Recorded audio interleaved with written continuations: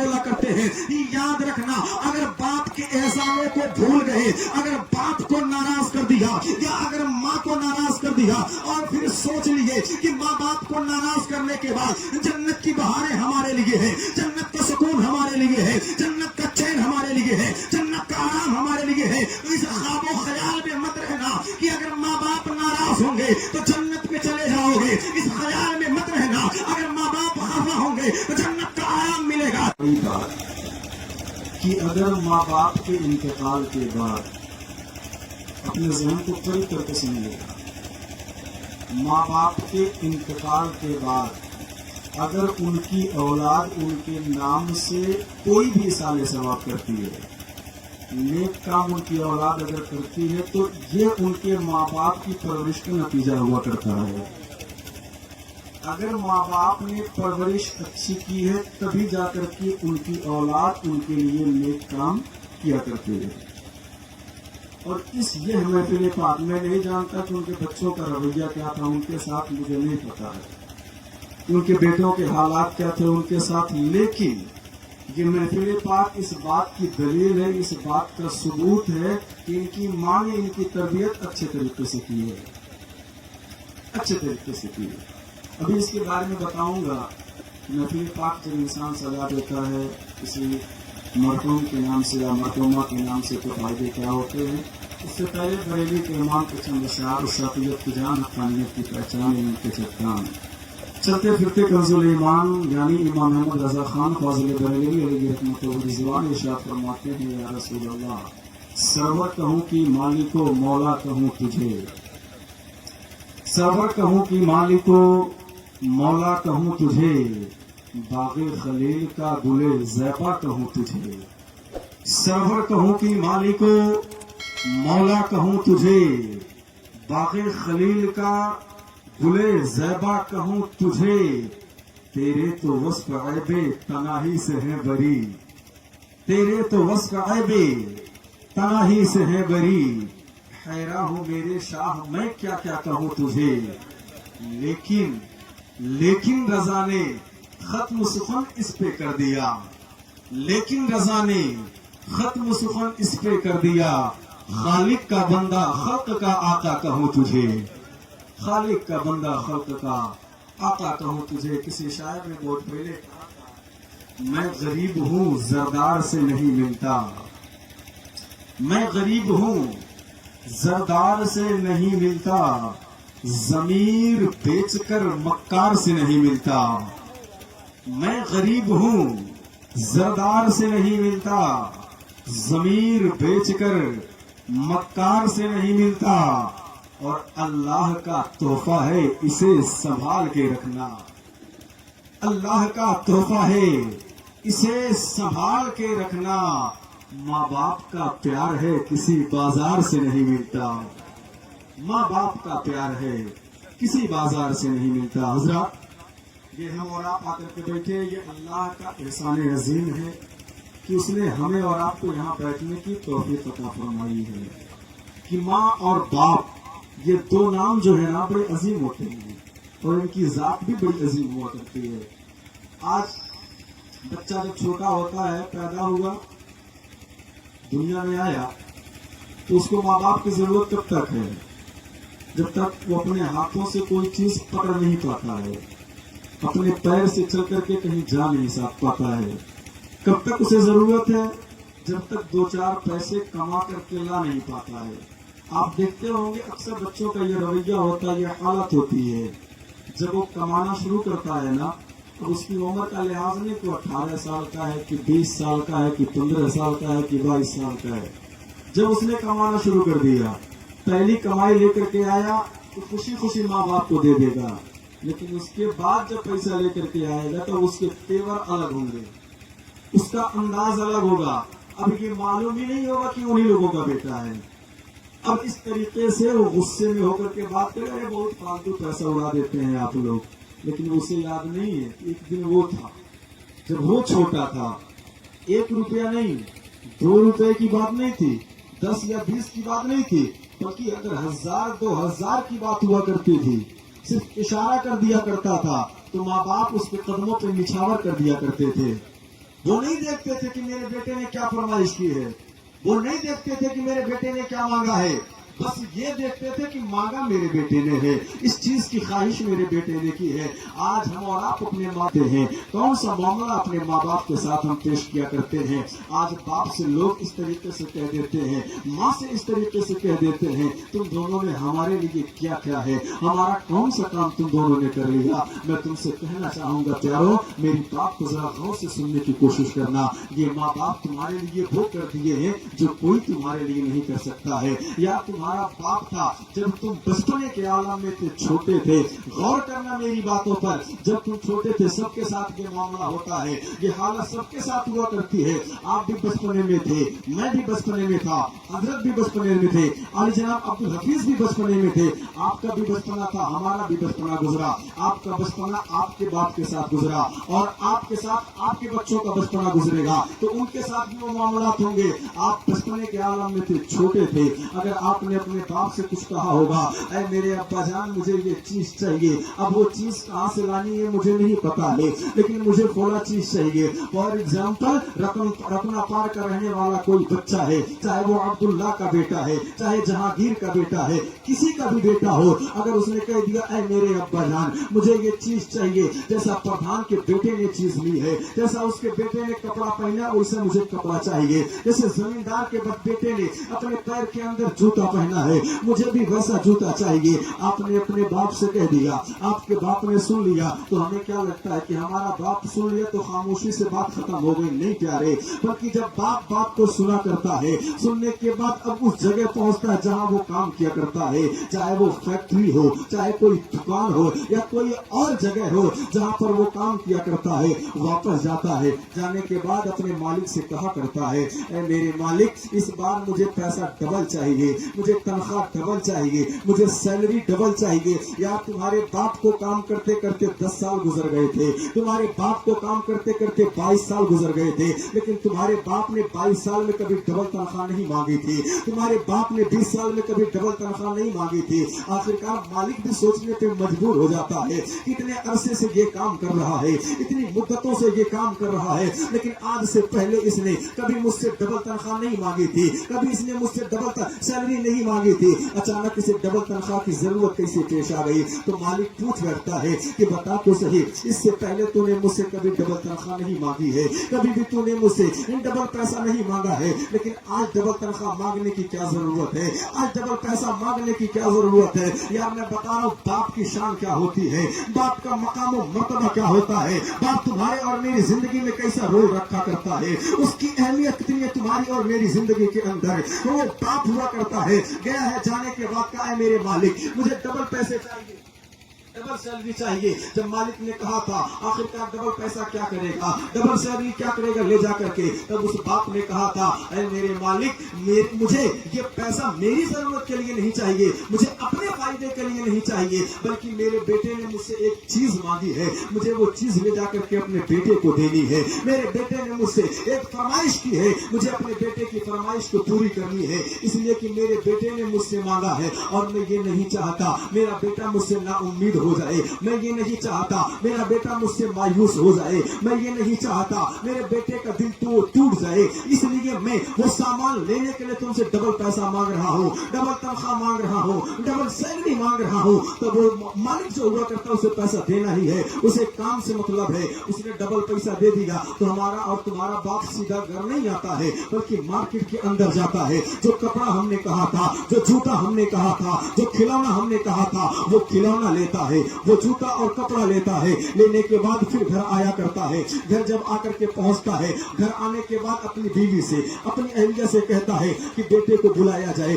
اگر وہ کہہ دے بیٹا سو چکا ہے، بیٹا نیند میں مشغول ہے، نیند میں مصروف ہے، تو وہ باپ ایسا نہیں سوچتا ہے کہ بس بیٹا سو رہا ہے چھوڑ دیا جائے، بلکہ وہ اب دیکھنا چاہتا ہے اپنے بیٹے کے اوپر کہ وہ جوتا کس طریقے سے لگ رہا ہے، وہ کپڑا میرے بیٹے کے اوپر کیسا لگ رہا ہے، وہ اس کھلونے کے ساتھ میرا بیٹا کس طریقے سے کھیلے گا، वो बाप कहता है जाकर के मेरे बेटे को जगाया जाए, मेरे लख्त जिगर को जगाया जाए, मेरे नूर नजर को जगाया जाए। तब उस बच्चे को जगाया जाता है। जब उस बेटे को जगाया गया है, वो बाप आता है, आकर के अपने बेटे को कपड़ा उसी रात की तारीकी में पहना रहा है जिस रात में लोग ख्वाबे खरगोश की नींदें ले रहे हैं। लेकिन वो बाप की मोहब्बत है, बाप का प्यार और उसका इश्क है। आकर के वो देखता है और पहनाता है कपड़े को, फिर गौर करता है मेरा बेटा इस कपड़े में कैसा लग रहा है, ये कपड़ा मेरे बेटे के ऊपर कैसा लग रहा है। वो देखता जाता है, अपने बेटे की बलाएं लेता जाता है, वो देखता जाता है और दुआ करता जाता है, ऐ मेरे पाक परवरदिगारे आलम, जिस तरीके से आज मेरा बेटा इस कपड़े को पहन करके खुश है,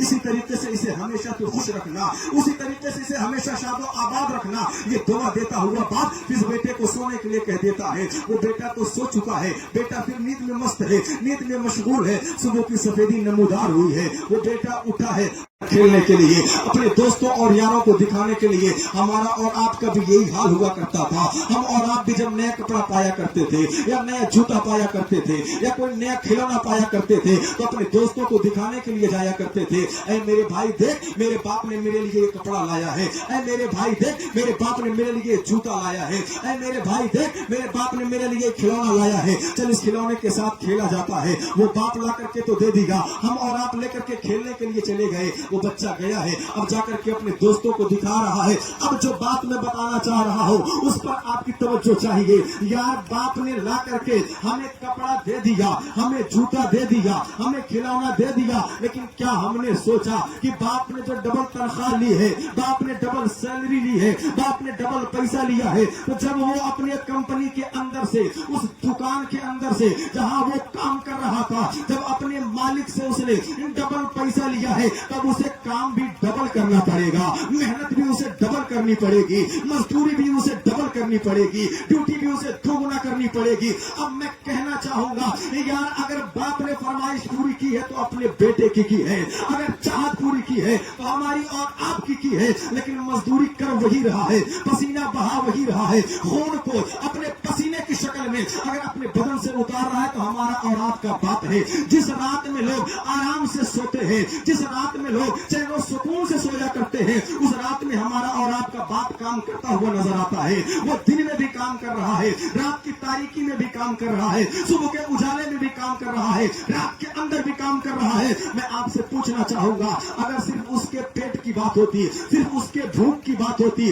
तो सिर्फ एक दिन काम करता, एक हफ्ते बैठ करके खा सकता था, एक दिन मजदूरी करता, एक हफ्ते आराम से खा सकता था, लेकिन नहीं प्यारे, उसने हमारी भूख का ख्याल किया है, हमारे ख्वाहिशों का ख्याल किया है, हमारी तमन्नाओं का ख्याल किया है, हमारे इजहारों का ख्याल किया है। और आज हम बड़े होने के बाद जब दो चार पैसा कमाने लगते हैं तो उसी बाप को ताना दिया करते हैं, उसी बाप को उल्टा सीधा बोला करते हैं। याद रखना अगर बाप के एहसानों को भूल गए, अगर बाप को नाराज कर दिया या अगर माँ को नाराज कर दिया और फिर सोच लिए कि माँ बाप को नाराज करने के बाद जन्नत की बहारें हमारे लिए है, जन्नत का सुकून हमारे लिए है, जन्नत का चैन हमारे लिए है, जन्नत का आराम हमारे लिए है, तो इस ख्वाबो ख्याल में मत रहना कि अगर माँ बाप नाराज होंगे तो जन्नत में चले जाओगे। इस ख्याल में मत रहना अगर माँ बाप खफा होंगे तो जन्नत का आराम मिलेगा। इस ख्याल में मत रहना कि अगर माँ बाप तुमसे नाराज है, उनका दिल तुमसे दुखा हुआ है, तुम्हें जन्नत में डाला जाएगा।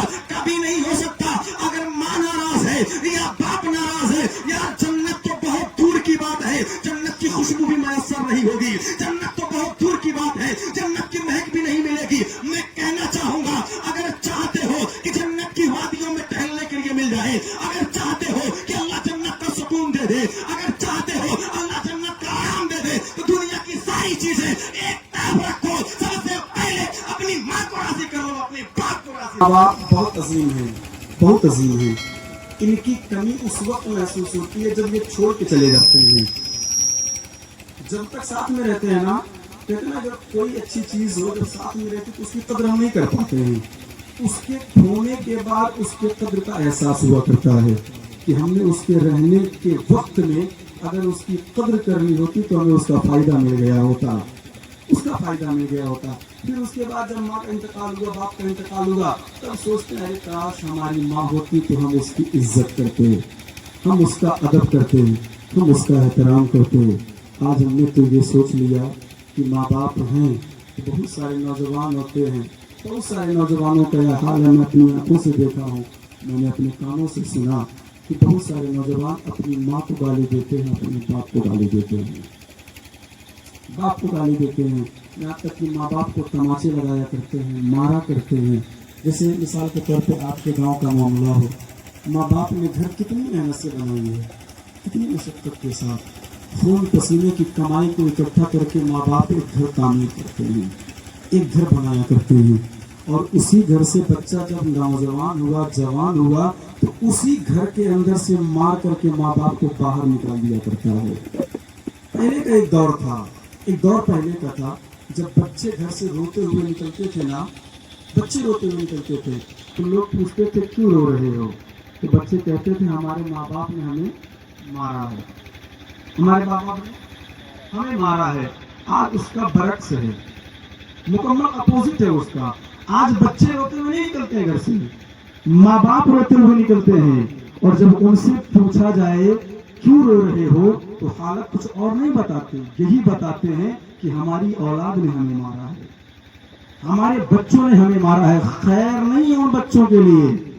بھلائی نہیں ہے ان بچوں کے لیے جو اپنے ماں باپ کو ستایا کرتے ہیں. اس لیے کہ آقا کریم صلی اللہ تعالیٰ علیہ وسلم کا فرمان ہے، یہ ماں تمہارے لیے جنت ہے، یہ باپ تمہارے لیے جنت کا دروازہ ہے. ان دونوں کو چھوڑ کر جنت کبھی نہیں مل سکتی، یا ان دونوں میں سے کسی ایک کو چھوڑ کر کے جنت کبھی نہیں مل سکتی. اگر کوئی یہ چاہے کہ ہم ماں کو راضی کرنے جنت میں چلے جائیں گے، اگر کوئی یہ چاہے ہم باپ کو راضی کرنے جنت میں چلے جائیں گے، تو کبھی نہیں ہو سکتا. اگر جنت میں جانا ہے تو دونوں کو راضی کرنا پڑے گا، دونوں کو خوش کرنا پڑے گا. آج ہمارے حالات کیا ہیں؟ ہم اپنے گھر پر جب رہا کرتے ہیں یا پردیس میں رہا کرتے ہیں، جب بچے پردیس چلے جایا کرتے ہیں تو ماں باپ یار پیسے چاہتے ہیں، کبھی دولت چاہتے ہیں. ماں کی ممتا پیسہ نہیں مانگتی ہے، باپ کا پیار پیسہ نہیں مانگتا ہے. اگر ماں باپ کی پیار اور ان کی ممتا اگر کچھ مانگا کرتے ہیں تو کچھ اور نہیں بلکہ اپنی اولاد کی دو چار باتیں مانگا کرتی ہیں. ان سے دو چار باتیں کیا کرنا، ان سے دو چار باتیں کر لینا، یہی ماں باپ کی خوشی ہوا کرتی ہے،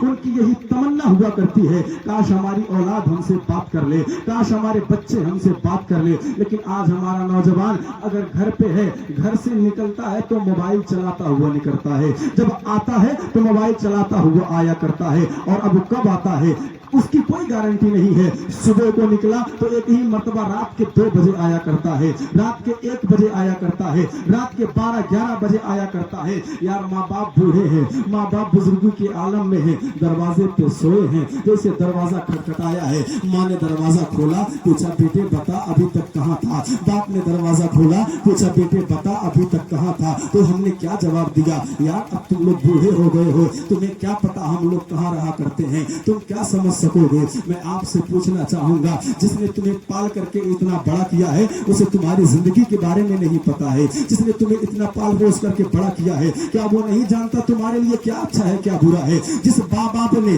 تمہیں پال کر کے جوانی کی دہلیز پر پہنچایا ہے، کیا ان ماں باپ کو یہ پتا نہیں ہے کہ تمہارے لیے کیا اچھائی ہے کیا برائی ہے؟ نہیں پیارے، آج ہمارے آ کر کے ہم نے کہہ دیا کہ جب ہوا کرتا ہے، جب ہم آیا کرتے ہیں تو ہمیں تم لوگ بولا کرتے ہو، ہمیں ایسا کہا کرتے ہو. لیکن ایسا ہمیں نہیں کہنا چاہیے. اس بات کا احساس ہمیں تب ہوگا جب ہم دروازے پہ تو آئیں گے صحیح، دروازہ کھٹکھٹائیں گے بھی، لیکن دروازہ کھولنے والا کوئی نہیں ہوگا. اس دن ہمیں احساس ہوگا کہ جب ہم دروازے پہ آیا کرتے تھے، دروازہ کھولا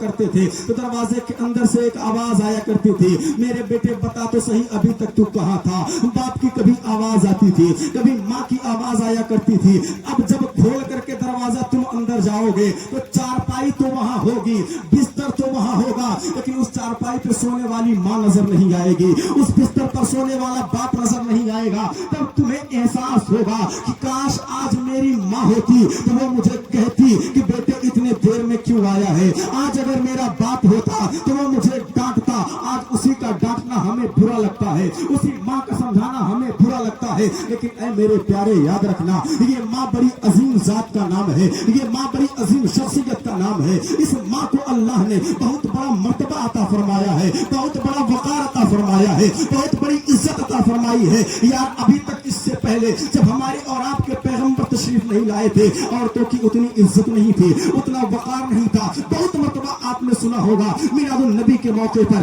बरहवी शरीफ के मौके पर, कि अरब की धरती पर औरतों का ये हाल था कि उनको जब वो पैदा होती थी बच्चियां, जिंदा दफन कर दिया जाता था, उन्हें जिंदा दरबार कर दिया जाता था। उनकी कोई इज्जत नहीं थी, कोई हैसियत नहीं थी, कोई वकार नहीं था, कोई स्टेटस नहीं था, कोई हालत नहीं थी। जब बच्चियां पैदा होती उन्हें जिंदा दफन कर देते थे लोग। लेकिन जब मेरा और आपका पैगंबर आया है, इस दुनिया में इस्लाम को फिर से उजागर किया है, मजहब इस्लाम के परचम को फिर से बुलंद किया है। वही मजहब इस्लाम है जिसको हजरत आदम लेकर के आए थे, वही मजहब इस्लाम है जिसका पैगाम नूह लेकर के आए थे, वही मजहब इस्लाम है जिसका पैगाम शीश लेकर के आए थे। यहाँ तक कि 1,24,000 कमोबेश 2,24,000 अंबिया किराम जिस पैगाम को लेकर के आए थे, उसी पैगाम को जब मेरे पैगंबर ने मक्के की धरती पर उजागर किया है और माँ बाप के मर्तबे को बढ़ाया है, बच्चियों के मकाम को बढ़ाया है, तो वही बच्चियां जिनको लोग दफन कर देखकर फख्र महसूस करते थे, उन्हीं बच्चियों में से अपनी बेटी फातिमा को अपने जिगर से लगा करके कहा था, ये मेरी बेटी फातिमा मेरे जिगर का टुकड़ा है। ये बच्चियां जहमत नहीं है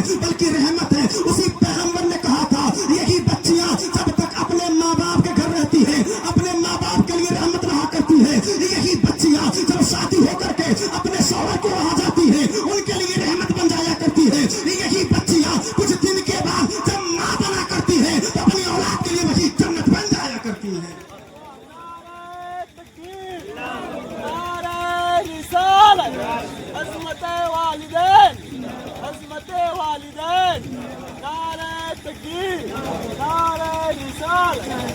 यही बच्चियां हैं, अल्लाह ने इनको बहुत बड़ा मकाम अता फरमाया। माओ का बहुत बड़ा मकाम है।